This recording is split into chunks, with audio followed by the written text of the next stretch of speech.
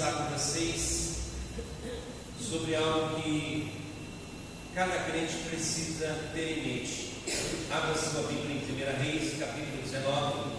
Eu quero olhar para a vida do profeta Elias e tirar lições para as nossas vidas e para a vida da igreja. Tá? Profeta Elias, capítulo 19, nós vamos ler do verso 3 ao verso 9.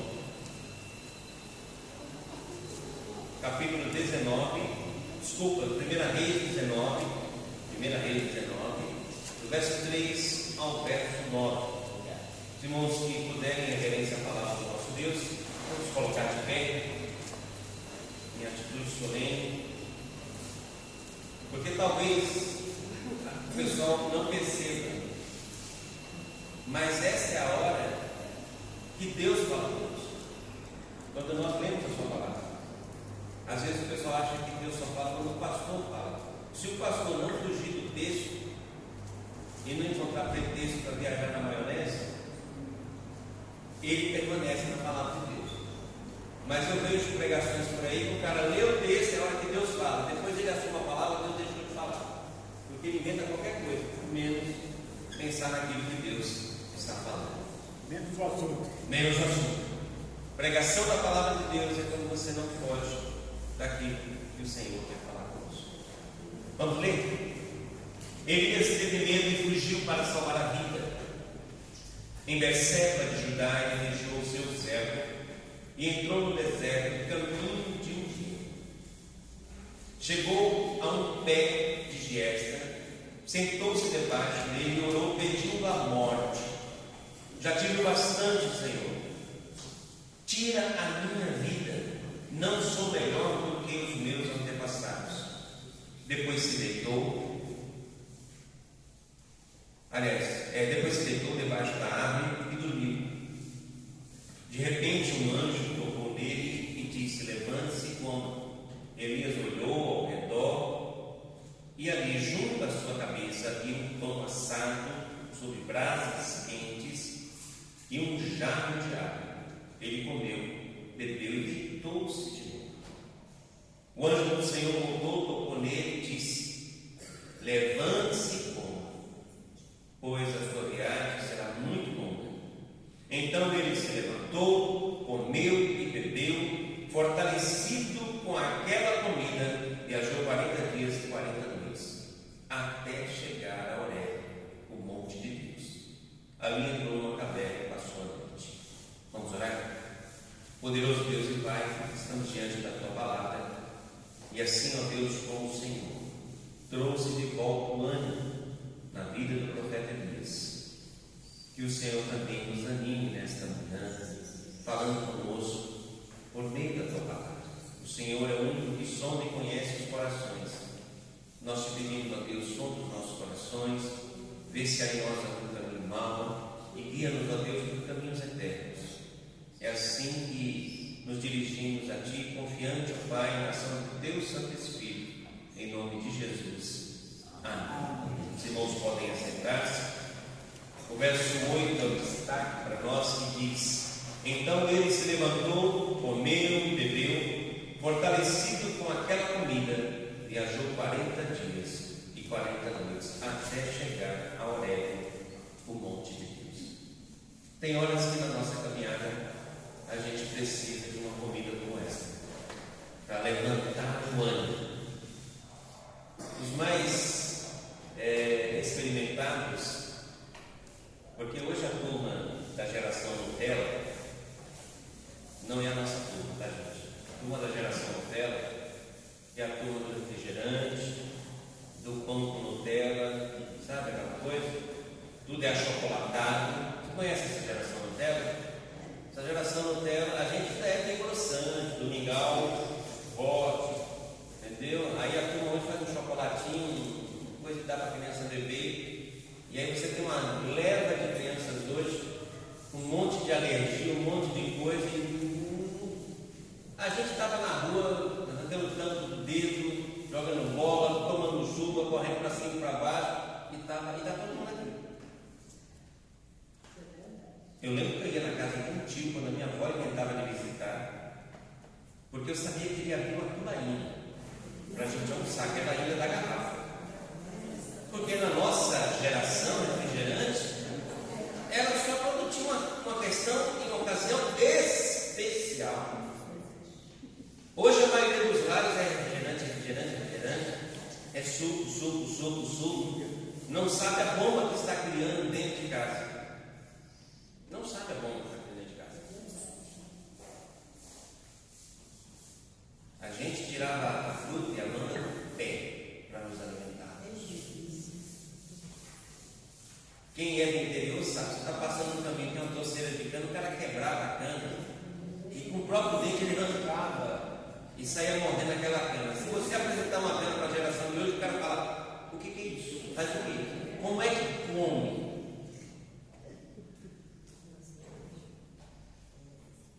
Essa geração precisa entender que tem horas que a gente tem que comer uma comida que nos dá substância e que nos faz caminhar.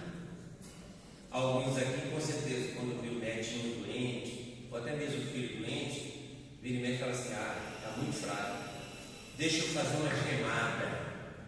Quem já tomou gemada? Eu. A geração nova fica assim: ai, credo. A geração nova, eu não posso, porque nunca tomou. Leite com mentruso, lembra essas coisas? O cara está com muito peito carregado, lembra? Essa turma aqui, que também é a minha turma, embora tenha 49 anos, experimentou algumas coisas que dava força e resgatava muitas vezes aqueles que médico falava assim: este menino não vai vingar. Aí vinha uma avó, uma mãe que fala assim: o médico disse que não vai vingar, vamos ver se não vai. E vinha um alimento que nos levantava. Hoje o camarada vai para o pronto-socorro, toma inalação, toma corticóide, incha, antibiótico, cresce. E saúde que é bom? Nada. Então vamos pensar um pouquinho num outro aspecto, que agora é da fé. Estou trazendo a vida ao vivo para a gente pensar na fé. Tem hora que a gente precisa ser alimentado para nos levantarmos e fortalecermos. Porque na vida espiritual tem hora que a gente é geração Nutella. A gente esquece do agir de Deus na nossa vida. E nós, os mais velhos, achamos: não, vai falar mesmo. Pastor, vai ter leite de mentruso. É ruim. Mas das duas, uma. Nem você, irmão, nem você e nem a enfermidade que vem da ele, ela vai embora, você fica livre dela. Pronto. É que nem o seu biscoito, pastor. Essa daí meu pai fazia assim, minha mãe esperava. Vocês lembram dessa emoção do esporte? Esse filho era horrível. Meu pai chegava em casa, minha mãe falava assim, ela esperava, porque eu ainda vivia. O meu irmão, o Mike, jogava fora. O Mike voltava a colocar tudo para fora. Papai, eu chamei meu pai de pai, era papai. Papai chegava, aí mãe vinha com aquele vídeo de emoção do esporte. Aí a gente olhava assim para querer correr. Aí papai olhava, engole. Hoje, se você falar para o filho engole, ele chora a vida inteira e não engole. E quando põe na boca, joga fora. O papai falava assim: engole, abre a boca, porque podia pôr na boca e sair correndo e jogar fora. Ele falava: engole e abre a boca. Você tinha que mostrar que sim. Não tinha cor. Os filhos de hoje não são da geração atual, mas a gente não pode falar nada. Eu lembro que uma vez o Mike, eu fiz raiva, lá a gente chama de pirraça, né? Eu pirracei meu irmão, mas eu tinha ido parar terceira série, quarta série na diretoria, porque eu tinha respondido à professora e ela me mandou para a diretoria. E no caminho de casa eu arrumei lá na linguagem da gente é marenga, de ficar brigando, pirraçando meu irmão. O Mike hoje é mais magro do que eu, mas o Mike era fortinho, tinha bronquite. Então eu pirraçava ele, quando ele queria me pegar, eu corria e não tinha chance de me pegar, porque ele cansava logo. Quando chegou em casa, o papai estava em casa. Prato feito. Foi parar na diretoria. Meu pai sentado estava no sofá, nem se levantou e falou: vem cá. Deu um sermão, falou assim: ah, é? Está fazendo isso? Então vai lá no quarto. Eu tinha que ir no quarto, pegar a cinta. Hoje você fala que não vai, ou você está pensando em castigar, a mulher já está desmaiando, se debuchando, não comendo. Ele falou: vai lá, pega a cinta. Eu fui lá pegar a cinta, entreguei a cinta para ele. E ele ainda disse assim: se chorar, não é mais. Não tinha choro. O vizinho nunca soube de escândalo. Achava que a gente era um santo. Levando surra assim. 4 lapadas, 2 de um lado, 2 do outro. A lágrima correu e ó, sem piar. Por dentro, eu estava assim: vou matar o Maio. Me dá um pé. Me dedurou. Terminou de bater e lá assistindo. Devia estar por dentro, realizado. Papai falou assim: agora vem cá você. Você vai apanhar também. Você aprender, nunca vai falar do seu irmão. Deu 4 lapadas, as minhas ficou, ó. Nem doeu mais. Crescemos e nunca mais falou. Nunca mais meu pai precisou corrigir a gente por causa disso. Em outras palavras, a nossa geração não tinha esse mimimi de amor, de ficar com o filho assim: quem você ama mais, papai ou a mamãe? E bebê, não é assim? A gente não tinha nem carinho. O não já era de brinde. Só que todos nós, quem já perdeu o papai sabe o que eu estou falando. Já passa. Quem perdeu o papai sente falta até hoje. Ele tinha respeito e ganhou amor. A turma de hoje quer amor e não tem respeito. Eu vou fechar esse assunto e voltar para o texto. Rapidinho, meu irmão. Pastor, mas aquele tempo era tão ruim que em vez de apanhar um, apanhava 5, 6. Todos, Na casa, quem apontasse sabia que ia sobrar. Então cada um tinha que vigiar o outro. Todo Eu não mundo quero apanhar. apanhava. Todo mundo apanhava. Então vamos voltar para o texto. Tem horas que na vida nós estamos como quem precisando de um alimento, de uma avó, de uma mãe, para nos fortalecer. Mas também tem horas que na vida espiritual nós precisamos do agir de Deus na nossa vida para nos levantar. A igreja do Senhor hoje, olhando para o passado, fica saudosista. Mas o texto diz: levante-se, coma e anda. Ninguém anda para trás. A gente só anda para frente. O agir de Deus na nossa vida, eu tenho que ser sincero com vocês. Vocês não podem entrar no modus operandi de pensar que Deus não estava no controle de tudo isso até agora. Pensando na igreja, pensando na minha vida e pensando na sua vida. Deus, sempre na sua soberania, estará no controle de todas as coisas. Aquilo que eu e você não entendemos agora tem um porquê de Deus. Quando Deus leva o povo para o cativeiro babilônico, trazendo um desterro que era a pior maldição, não era só ser escravo, era perder a terra. Perder a terra. Passados 70 anos, aquela geração, boa parte que foi, morreu, ficou, não voltou, e quem volta são os filhos.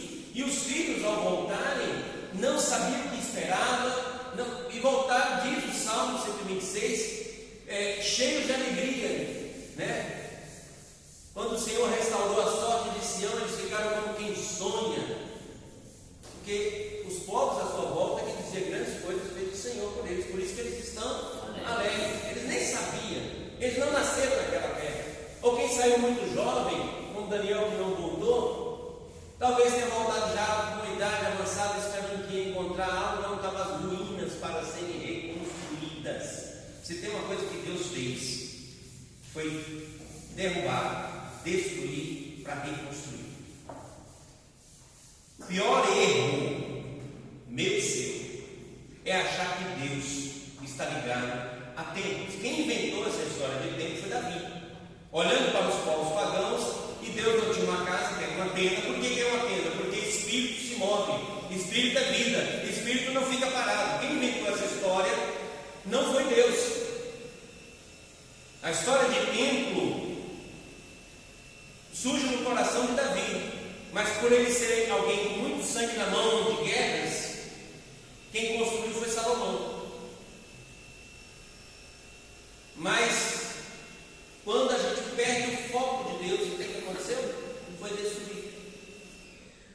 Se Deus tivesse alguma coisa com o templo, o de Salomão jamais teria sido destruído, o de Zorobabel jamais teria sido destruído, porque Deus tem algo com que Ele fez, o templo vivo, que hoje nós chamamos de igreja de Deus, que sou eu e você, templo do Espírito Santo.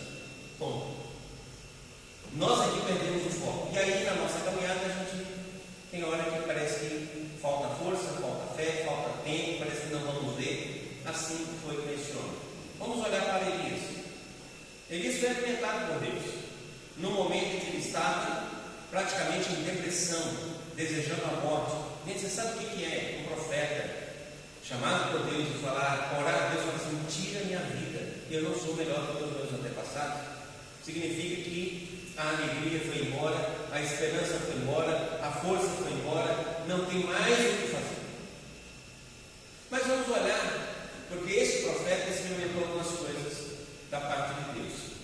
Vocês conhecem a história dele estar vencendo os profetas de Baal e de Azerá no Monte Carmelo. 450 profetas de Baal, mais 850 homens diante de um só homem, invocando seus deuses, e Deus responde somente a Elias. Então, vitória mais acachapante do que essa, eu quero crer que aos olhos da comunidade, aos olhos da população, do povo, de todos aqueles que ali estavam, ninguém visualizou, ninguém esteve tão presente, e aqueles 850 homens foram passados ao fio da espada. Então, um profeta experimenta uma vitória dessa, ele jamais poderia entregar os pontos. Assim como a igreja já experimentou várias vitórias, e não estou falando só da Ecavale, a igreja de Jesus, mas nos momentos de baixa, parece que nós estamos sós e que Deus não está presente. É Deus que nos alimenta. E Elias experimentou este alimento da parte de Deus por 3 vezes. Delivery. Quem tem costume de pedir comida e no iFood? Opa, então você já sabe, olha lá o cardápio, pede, a comida chega, né? É um milagre de hoje, a tecnologia. Você não fez nada, você tem que pagar, tá? Então é um milagre que você participa, não é um milagre total que vem. Mas está lá no capítulo 17, a primeira vez que Elias experimenta o delivery de Deus, o alimentar de Deus. E eu fico imaginando um profeta legalista, hebreu, com toda a sua dieta alimentar que estava na lei de Moisés, e Deus escolhe alimentar de maneira estranha. Ele está no riacho de Querite, depois de uma seca, depois de ter dito para cá, não vai chover, 3 anos se passaram sem chuva, né? Mas falou, vá para o riacho de Querite e você será alimentado ali por um corvo.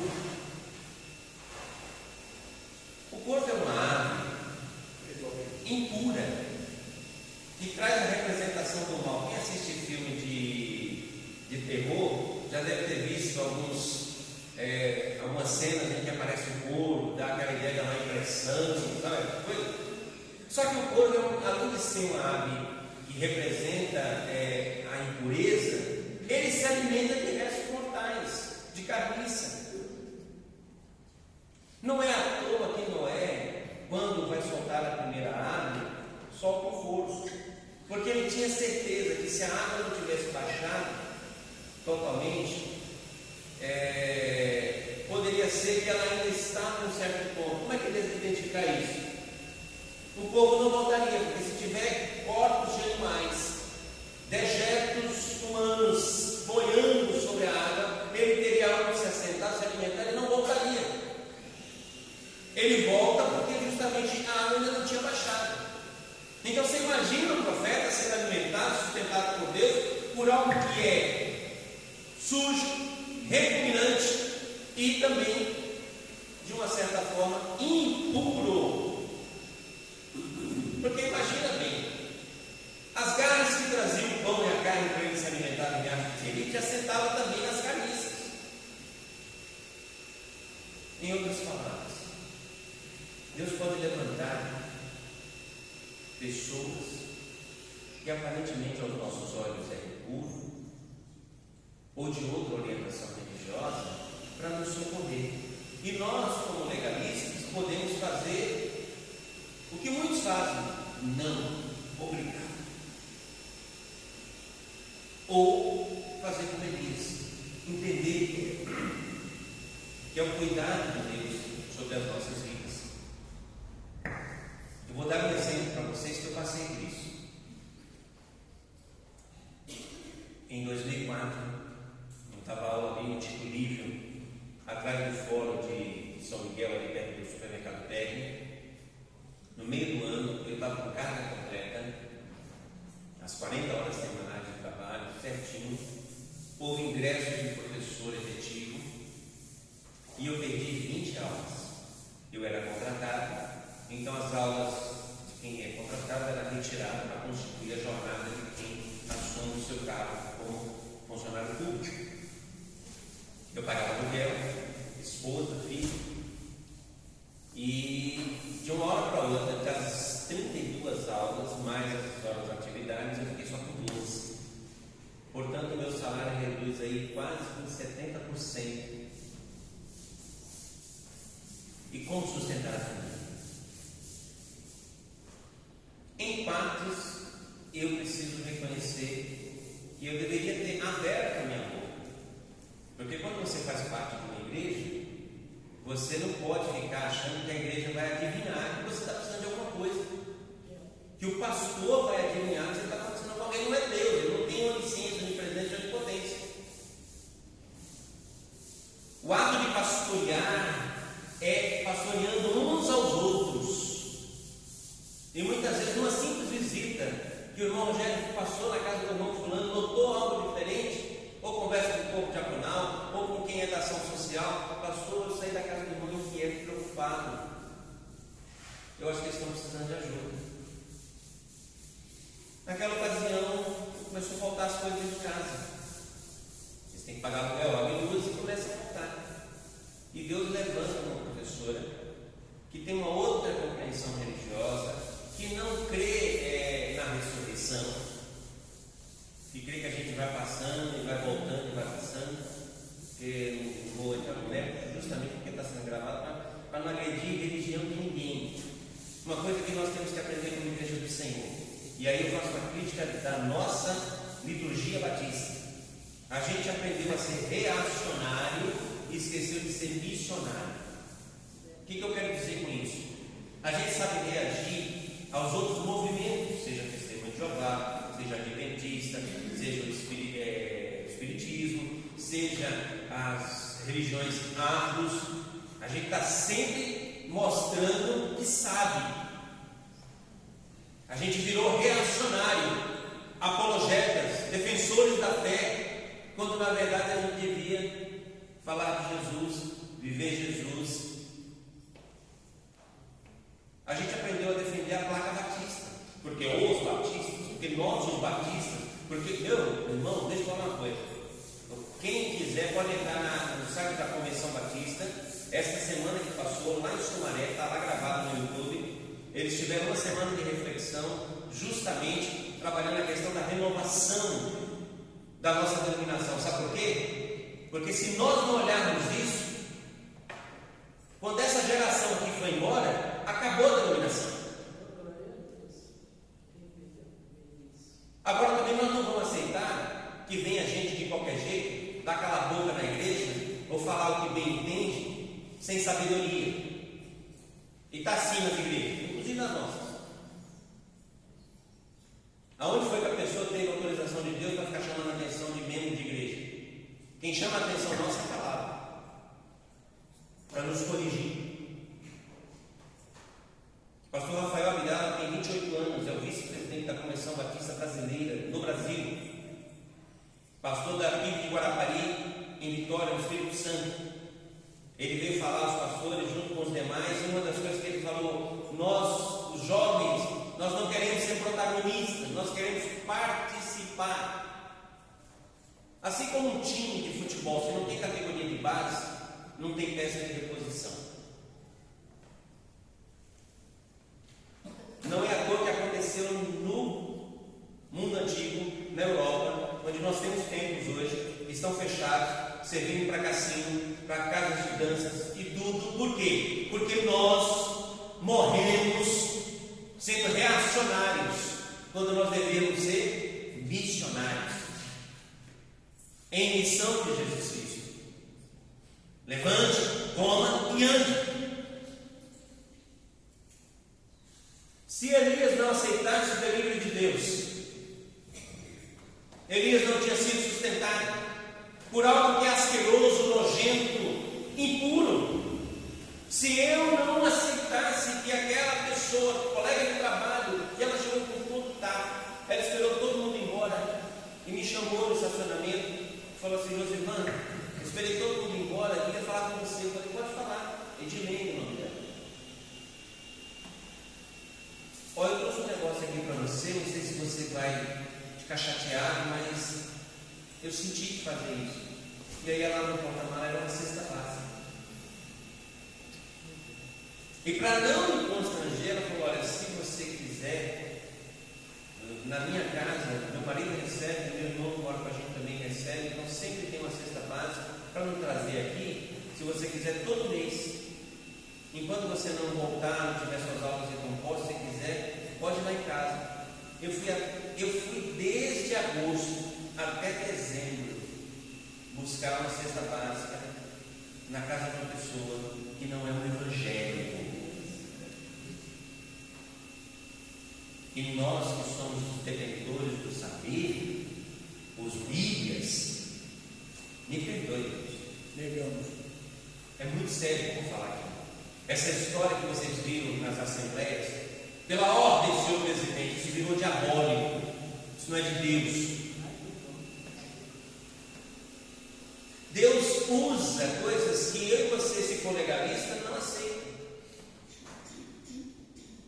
Então eu não poderia sentar num banco desse, porque eu não sei se a pessoa que quando confeccionou, se ele era ateu, se ele era de outra confissão religiosa, mas está nos servindo até hoje.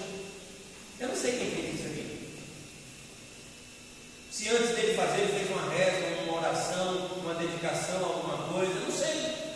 E nós santificamos tudo e esquecemos de nos tornar santos, porque Deus é santo. Então, no delírio de Deus, Deus usa algo que é repugnante, asqueroso e sustenta o profeta. Mas seca o riacho, acaba ali o momento de ficar, e Elias é enviado para Sarepta. Vai do verso 8 em diante. Pode ir lá que você vai ser sustentado. Eu fico imaginando a cabeça de Elias falando: ufa, graças a Deus o Senhor lembrou de mim. Agora eu vou para um lugar onde eu vou ser alimentado dignamente. Porque não é muito bom ser alimentado por porcos. Mas chegando em Sarepta, ele não tem um banquete, ele tem uma viúva desesperada, prestes à morte com seu filho, dizendo: eu só tenho uma botija, um pouco de farinha e azeite. Vou fazer uma comida, um bolo para mim e para o meu filho, e vamos morrer. E o profeta diz para aquela mulher: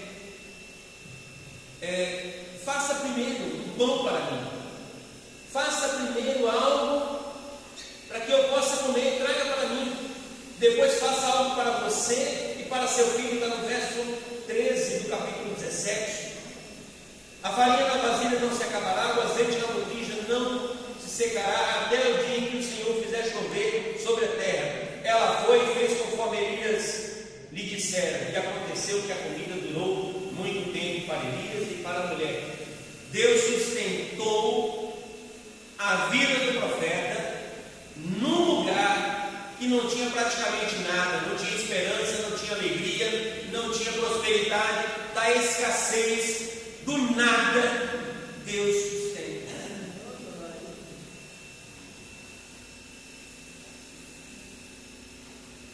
Vocês conhecem essa história? Esta mulher, seu filho morre. Isso acontece algum tempo depois. A dona da casa fica muito chateada, porque vendo seu filho morrer, ela fala: o que foi que eu fiz? Ela reclama com Elias: o que foi que eu fiz, ó homem de Deus? Vieste para lembrar-me do meu pecado e matar meu filho? Eu não sei qual era a dificuldade e nem o pecado que fez trazer à memória, na hora da dor, que ela estava em débito com Deus, e que o homem de Deus apareceu na casa dela justamente para lembrar ela do pecado através da morte do filho.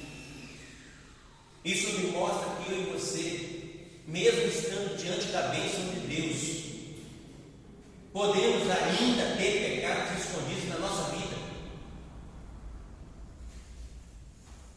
Mas o agir de Deus é independente do nosso pecado, porque o nosso pecado foi perdoado por Jesus. Agora deixa eu falar uma coisa para você, não é porque você tem 20, 30, 60 ou mais, que aqui e acolá a gente não tenha pecados de estimação que a gente não consegue se livrar. Dobre seus joelhos, se arrependa, porque o preço pago por nós foi muito alto para a gente ainda viver achando que pode enganar Deus.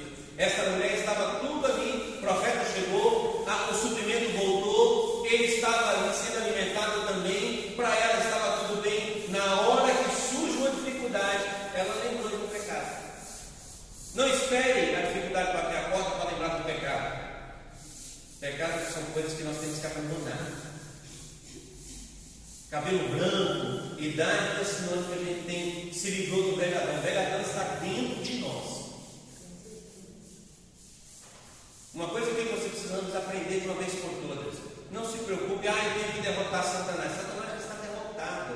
Quando Jesus disse está consumado, sabe quem eu e você temos que derrotar? Aquele que você vê na frente do espelho. Quando eu me levanto, eu olho na frente do espelho, eu digo: eu vou te vencer. Eu vou te vencer em nome de Jesus. Porque assim como os anjos do Senhor acampam ao redor de cada crente, Satanás está ao derredor, buscando a quem possa tragar, soprando no nosso coração pensamentos, soprando em nós inquietações, e a nossa boquinha maravilhosa, que quando morrer vai ter que ter um cachorro para o corpo e um para a língua, Deus perdoe, porque fala demais. E crente que fala demais está assim. Crente que fala demais está assim. É por isso que eu falo, tem que ser multiplicado aí, porque alguns já sofreram do coração e eu morrer antes. Pensa que eu aviso lá na igreja, mas não aviso nada. Hoje eu fui pregar na igreja da Nova Aliança. Falei, os caras falam assim: mensagem de aniversário, levando uma chapuletada. Eu falei: receba em nome de Jesus. Conversa é essa. Tem hora que nós viramos Deus, esquecemos que Deus é que tem que governar a nossa vida. A gente quer governar o Senhor. Alguns já conhecem o meu jeito de ser. Quando eu vejo que está enrolando demais, que está indo demais, o irmão Gerson, uma vez, eu quase que eu falei para o irmão Gerson: começa a tocar essa bateria, o pessoal voltar a cantar.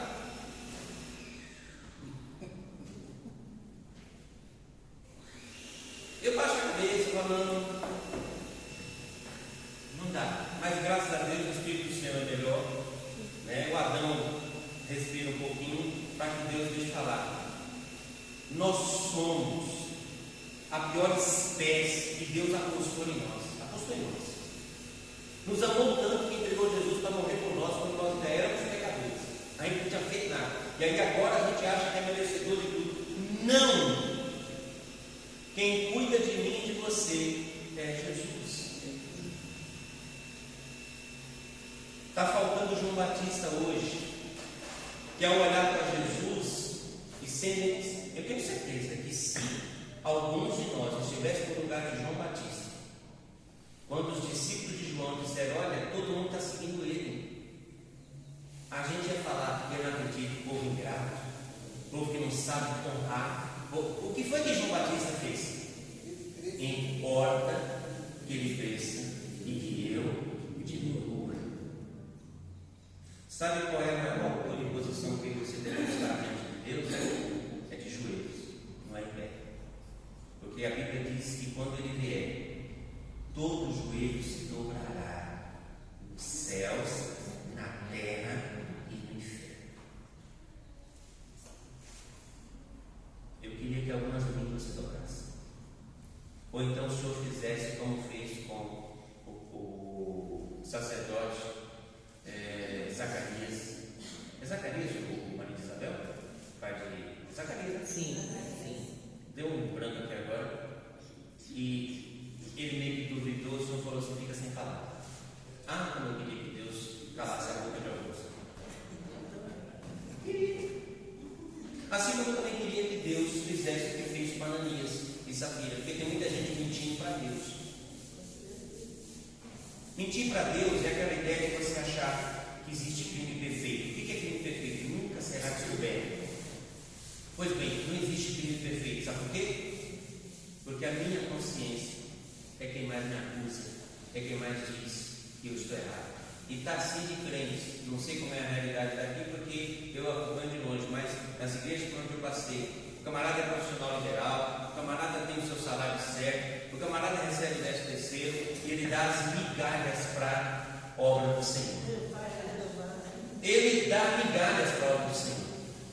Ele negocia com Deus. Não, vocês que meu nome apareça lá para que a igreja, o pastor, a comissão de conselho fiscal, o tesoureiro perceba que eu dei o dízimo. Mas Deus sabe por quê? Porque Deus pede o nosso coração. E eu e você, toda vez que separamos o dízimo, se você tem isso, hoje Deus está falando com você. Toda vez que você separa o dízimo, você racionaliza e fala: não. Vou dar um exemplo. A pessoa tinha que dar 500 e ele fala: não, 400 está bom. A igreja está. Você está mentindo para quem? Que espírito satânico de Ananias e Safira está em você? Esquecendo que é Deus que nos cuida, é Deus que nos alimenta, é Deus que nos sustenta em todas as nossas horas. O profeta foi cuidado por algo que aparentemente é repugnante. Deus sustentou ele, leva para um outro ponto e sustenta, e fez essa mulher refletir sobre o pecado e traz vida naquela casa, porque aquele menino foi ressuscitado. Daquele momento em diante, ele vai para o capítulo 18, enfrenta os profetas de Baal e de Azerá e destrói todos eles, 850 naquele monte, passa ao fio da espada, uma vitória acachapante, quando Acabe fala para Jezabel o que Elias tinha feito com os profetas. Ela abre no capítulo 19, onde nós lemos, no verso 1, Acabe contou a Jezabel tudo que Elias tinha feito e como havia matado todos aqueles profetas à espada. Por isso Jezabel mandou um mensageiro a Elias para lhe dizer que os deuses me castiguem com todo rigor, se amanhã nesta hora eu não fizer com a sua vida o que você fez com a deles. Uma ameaça de morte. Este homem que viveu e experimentou o sustentar de Deus em coisas que aparentemente não seria fácil sustentar. Um Deus que fez ele experimentar vitórias, agora faz ele ter medo do quê? Da morte. E muitas vezes eu e você somos paralisados pelo medo da morte. É o medo da morte, um diagnóstico que nós abrimos, uma sentença que é colocada sobre nós, a morte da igreja, por exemplo. A gente acha que não tem solução. Na hora que a gente acha, o que não pode acontecer conosco é o que aconteceu com Elias, é nos acovardarmos, retrairmos, ficarmos tímidos. Aliás, Deus não suporta covarde. Quem quiser ler Hebreus, os primeiros capítulos mostram por que a nação de Israel foi parar no cativeiro egípcio. Covardia. Porque Josué e Caleb, quando chegaram na entrada, olharam tudo e voltaram com os espias. O único relatório favorável foi de Josué e Caleb. Tinham acabado de sair do Egito. As 10 sentenças de Deus sobre a nação do Egito. Deus livrando o seu povo, abrindo o mar. Na hora de avançar, se acovardaram. Não, a terra é boa, mas tem gigante. Meus irmãos, vou abrir um parênteses aqui. Que história é essa de gigante? Um Deus que abre o mar, um Deus que traz a morte sobre todas as casas e deixa a nossa livre.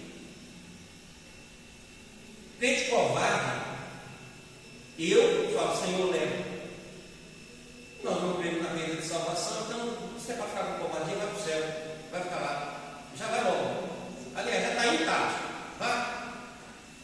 Deixa quem quer, deixa quem está com vontade, deixa quem tem coragem de enfrentar, mesmo diante do momento que vem uma ameaça de morte. Porque o crente não deveria ter o medo da morte, porque o nosso representante maior enfrentou a morte. Eu, quando entrei naquela sala de cirurgia, duas enfermeiras que estavam lá, não sei se era auxiliar, se era técnica, falaram assim: tudo bem com o senhor está preocupado? Eu falei: não, preocupação nenhuma. Isso aqui não me incomoda. O que me incomoda é ficar naquele avental de TNT nu. Misericórdia. Irmãos, vamos ser sinceros. Alto lá. Eu sei que eu não tenho direito de falar na hora que eu abro minha boca, porque minha boca é grande, né? Eu e minha boca é grande. E eu tenho hora que eu arrisco falar: Senhor, se for para eu ficar numa cama e alguém tiver que me limpar, me leva antes. A pior prisão, meus irmãos, é a do corpo. Não é o cara que está atrás das grades. Quem está atrás das grades, ele está ali, ele conversa, ele anda. Ele só não pode andar mais longe. O duro é quando você está preso no corpo. Essa é a pior prisão. E eu falo: Senhor, eu sei que eu não tenho direito de falar nada, de ficar calado. É em silêncio. Mas, se o Senhor puder me conceder alguma coisa, que eu não passe por isso, me tira antes. Eu sempre cuidei dos outros. Eu tive que viver a experiência de ser cuidado agora. De ser levado numa cadeira de rodas, ser trazido numa maca. Na hora, o enfermeiro, para tirar daquela maca para a cama, encostou a maca do lado da cama. Ele já tem toda a técnica, com o próprio lençol, me trouxe. E a primeira vez que eu fui tentar me levantar, tive que tocar a campainha, chamar o enfermeiro para ele orientar como que ele levantar. E dali para frente eu comecei a contar com a ajuda da esposa. E muito debilitado em termos de movimento, né? Você também fica inseguro. Não faço não. Mas a Bíblia diz que o nosso último inimigo a ser derrotado é a morte. Lembra que diz Paulo: ó morte, onde está a tua vitória? Onde está o teu avião? Jesus ressuscitou. Jesus ressuscitou. Mas esse profeta, experimentando tudo isso, teve medo da morte. O que foi que Deus fez? Alimentou com algo asqueroso, impuro, alimentou com uma viúva pobre, não foi um banquete, nem um spa, nem um hotel, nem um resort. E agora ele está pedindo a morte, fugindo, debilitado, e Deus manda um anjo acordá-lo. E quando ele acorda, está na sua cabeceira, pão assado em brasas, uma jarra com água. Ele disse: levante e coma. Deus pode nos alimentar de nada. Ele pode usar pessoas, ele pode usar situações, mas ele pode nos alimentar de nada. Só que tem uma coisa no processo de Deus: a parte que é milagre é de Deus, mas o levantar, comer e andar sou eu. Ele comeu e deitou de novo. Por quê? Porque quando a gente está sem força, sem esperança, sem alegria, a gente quer ficar o quê? Prostrado, no quarto, fechado, não quer sair dali. O anjo volta novamente e fala para ele: coma, levante-se e anda, porque a sua caminhada é longa. Que essa comida fez com que ele andasse 40 dias. Olha que comida. Não é a comida, meu irmão. É o tocar de Deus na nossa vida. Que quando nós olhamos para as circunstâncias, a gente para. Mas quando nós olhamos para Deus dizendo: levanta e anda, não é o diagnóstico, não é a escassez, não é o meu problema, não são as minhas dores da idade que eu não dou. Esse negócio de crente ficar em casa. Meu, o lugar mais sossegado na face da terra agora, está lá no cemitério da saudade.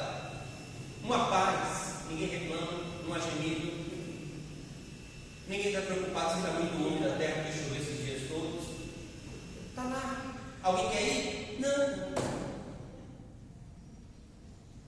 A gente tem que pedir perdão quando reclama demais. Ele andou. E diz o texto que antes dele comissionar Eliseu, ele ainda ungiu um rei, Mas ele experimentou algo interessante. Um vento forte passou por ele, houve terremoto, só que o Senhor não estava no terremoto. Depois do terremoto houve um fogo, mas o Senhor não estava nele. E depois do fogo houve um murmúrio de uma brisa suave. Deus estava na brisa suave. Em outras palavras, tem gente querendo que venha um terremoto de Deus. Tem gente que acha que é por levantar as mãos no louvor que Deus vai derramar fogo, balela. Deus muitas vezes vem por uma brisa suave para dizer que o Espírito sopra aonde quer. A gente não sabe para onde ele vem, nem para onde ele vai, mas ele sopra aonde quer. Eu e você podemos estar esperando um terremoto, um vento impetuoso, e Deus pode vir bem de maneira silenciosa e dizer: vou preparar uma comida para você, igreja, só que você precisa levantar e andar. Não olhe mais para trás, não olhe mais para o tempo do passado, olhe para frente. Lá na frente, o autor e consumador da nossa fé está lá na frente. Olha para frente. Tem coisas que é de Deus e tem coisas que eu e você temos que fazer. O grande erro é nos preocuparmos com as coisas de Deus e deixarmos de fazer o que temos que fazer. Eu fecho com esse exemplo. O tirar a pedra do túmulo de Lázaro era a competência dos homens. Jesus não tirou a pedra. Mas chamar para fora é o extraordinário de Deus. É quem tem domínio sobre a vida e a morte, Jesus. Então, o que eu e você como igreja temos que fazer? Façamos e andemos 40 dias, 40 anos, o tempo que o Senhor quiser. Marche. Quando parar de frente ao mar, e agora? Diga ao povo que marche. Quando o povo marchou, o mar saiu. Às vezes a gente quer que Deus abra o mar e fica lá sentado, esperando que o mar se abra. Deus vai abrir todos os mares que a sua igreja precisar, mas a gente precisa marchar. Então, esta semana, ore, como nunca você orou, para que Deus toque de maneira especial, tanto na nossa vida, como na vida do pastor. Quinta-feira, nós vamos estar aqui. Quinta-feira, às 8 horas, onde você estiver, esteja orando. Nós vamos conversar. E se Deus nos responder, Deus está dizendo para mim e para você: eu preparei a comida. Levante, coma e anda. Que Deus nos abençoe. Amém. 354, qual que é esse índice? Vem para mim, qual tipo?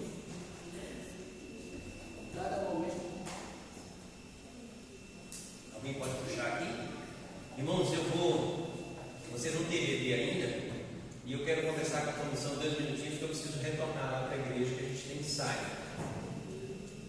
Conhece aí? 354? Canta um pedacinho.